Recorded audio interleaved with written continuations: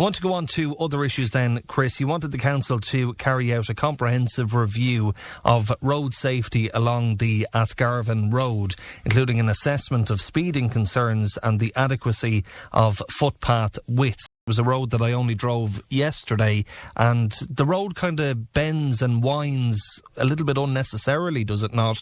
And what's the story with pedestrian crossings there? Yeah, listen, there's been a load of issues with the Athgarvan Road right the way from Newbridge out to Athgarvan. A couple of the areas I was specifically talking about is the footpath that's kind of opposite the old Cox's Cash and Carry. Two people are not able to walk alongside, side by side on that footpath without fear of, I'm not saying they would be clipped by a car, but without the fear of being clipped by a car. When footpaths are kind of narrow and cars are going by at high speed, it feels extremely unsafe. And we've got quite a number of older residents living down there, families with buggies, all of this kind of stuff. But you're right, it is unnecessarily windy in certain parts. And the pedestrian crossings that obviously we have the ones that were delivered or are being delivered by Glenveigh.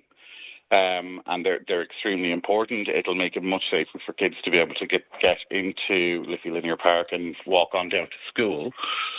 But the reality is that multiple residents are feeling unsafe when walking it. And it's not acceptable in this day and age. Now, the KCC did indicate that there's quite a difficulty with that road in terms of the boundaries of some of the other properties, some of the other houses that kind of bleed out onto the footpath or bleed out onto an embankment that prevents us from being able to widen the footpaths.